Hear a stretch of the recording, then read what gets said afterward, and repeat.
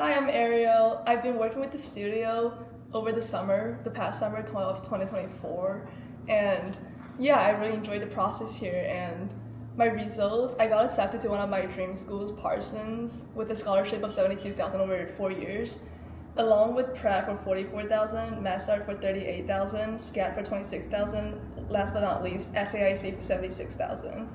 And when I got the news of Parsons, I was really excited because I've been wanting to be a part of the fashion design program for about 3 years now. And yeah, I feel like the teachers in the studio are really supportive and they really help your imagination come true. So yeah, creativity helps. I actually skipped the grading high school and I graduated a year early than I was supposed to. So my school admission process was kind of in a rush. I spent a lot of time drafting and redoing my college essays. And after that, along with getting the Common App things down, I also came to the studio every day after my school just to prepare for the portfolio aspect of the application. I feel like both side matters a lot because essay kind of tells you who you are and tells you about you as a person, while portfolio also does that, but it's more looking at the world in your lenses and your perspective of the world. So I feel like both side of the application process really matters in order to tell like what kind of person you are.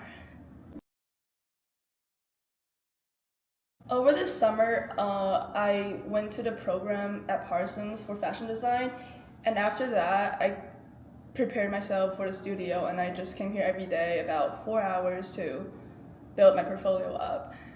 I switched to a private lesson right after summer ended because I wanted to keep up with my schedule a little more, and I feel like that helped a lot in sense of like building up a portfolio that's more you because the teacher gave you more attention than they do in like shared classes.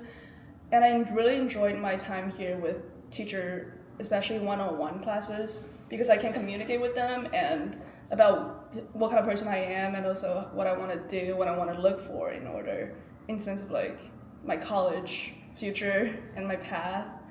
I like to experience with different materials in the studio because it's a really playful way of doing art. Because there's one painting I did, I kind of experimented with different colors, different brush strokes, and I practiced the brush strokes and I cut them out and I made that into another collage along with the real painting that I made out of that. And I feel like that's really interesting because you never know what can be turned into art. Everything is art. Everything is art. It's all about backing up your ideas and telling people the story of why you made that instead of like what you made. It's more of expressing your thoughts rather than how good your skill is. But of course, representation is like really important. You can go on the street, pick up something, turn it into art. I have a few broken like keys. My car keys got ran over, and I made that into art because all the pieces were like scattered into little pieces, and I stuck them together. I used resin, and I made like a little sculpture out of my broken keys. My inspiration mostly come from my inner self, my childhood experiences, and my own little fantasy world, I'd say. Of course, I scroll through Pinterest for inspirational photos and I kind of create a mood board for every single piece that I make. I like to learn from other artists about exploring the different materials and different ways of how they interact with each other. And I feel like I listen to music a lot, and that's also how I create art. I transform the feelings I get when listening to that specific music, and I transform them into canvases with a paintbrush or whatever materials I get. The teachers here are really supportive, and I feel like I'm friends with them, like really close friend with them. I feel free to open up with them about my life, my experiences, my struggles, and they can always help me ease it and kind of walk me out of it. And because art is something beautiful, you can always make a trauma, or I'd say like a struggle, into a beautiful thing. Because I moved here in 2020 and I experienced a lot of like I won't say like racism, but I feel like I didn't feel like I belong in New York City. So that's why I figured that I'm gonna do art, and art helped me express myself better and really build up my confidence. So there's no right or wrong in art, like I said.